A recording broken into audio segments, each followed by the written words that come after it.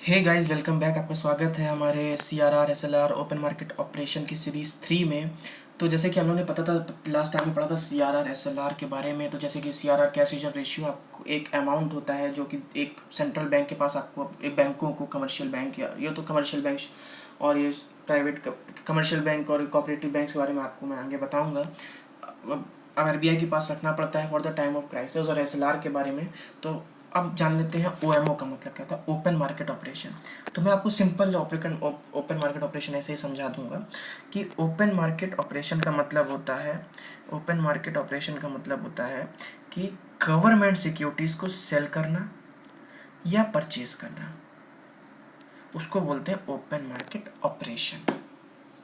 फिर से मैं बताऊंगा, गवर्नमेंट सिक्योरिटी को सेल करना या परचेज करना उसको बोलते हैं ओपन मार्केट ऑपरेशन, OMO।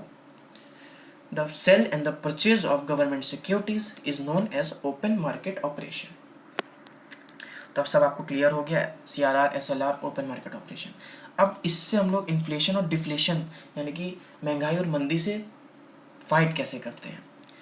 तो जैसे कि मान लीजिए इन्फ्लेशन, जैसे कि मान लीजिए लोगों के हाथ में पैसा ज़्यादा है, पैसा ज़्यादा आ गया है जब, तो फिर महंगाई बढ़ेगी।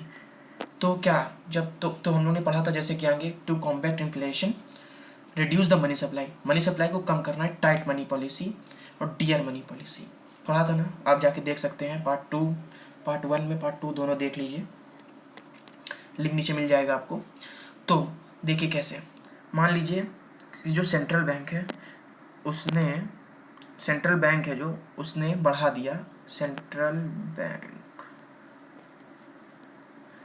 उसने कहा, उसने CRR बढ़ा दिया, यानी कि कैश रिजर्व रेशियो बढ़ा दिया।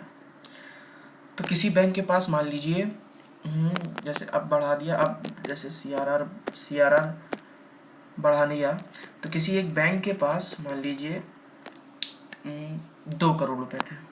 एक मैं एग्जांपल से आपको बता रहा हूँ, 2 करोड़ रुपए थे बैंक के पास। तो अब 2 करोड़ रुपए थे, 2 करोड़ रुपए वो 10% मतलब 10% पे घुमाती थी बैंक उसको लोन पे, है ना। तो 2 करोड़ से उसको 20 लाख रुपए मिलते थे।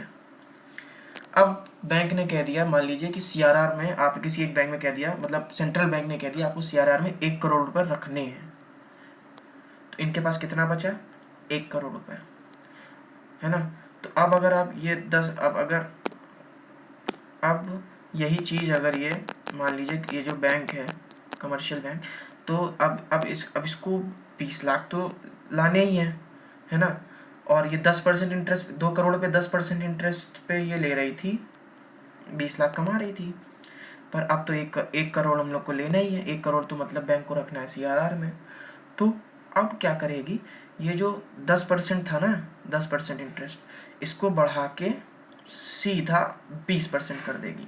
तब इसको 1 करोड़ में ये 20% इंटरेस्ट वापस लेगी, तब इसको आराम से 20 लाख मिल जाएंगे। ठीक है, थोड़ा स्क्रीन में क्लियर कर दूं तो फिर मैं आपको इसको एक बार दोबारा से समझा पाऊंगा। हाँ, ये स्क्रीन थोड़ा सा तो मान लीजिए जैसे अब तो इंटरेस्ट बढ़ गया, तो जब इंटरेस्ट बढ़ गया, ये मान लीजिए आई से मैंने डिनोट कर दिया इंटरेस्ट, है ना। इंटरेस्ट बढ़ा दिया क्योंकि CRR बढ़ा दिया गया है, तो बैंकों ने इंटरेस्ट बढ़ा दिया लोन पे।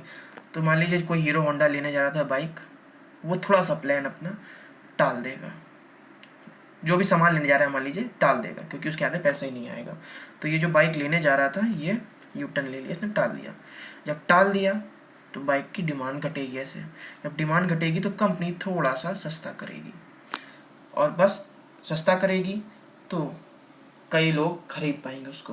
तो ये देखिए, इस प्रकार से जो आपकी महंगाई थी उसको कंट्रोल में ला दिया गया। देखिए मैं क्या कह रहा हूँ, मैं आपको फिर से बता दूँ।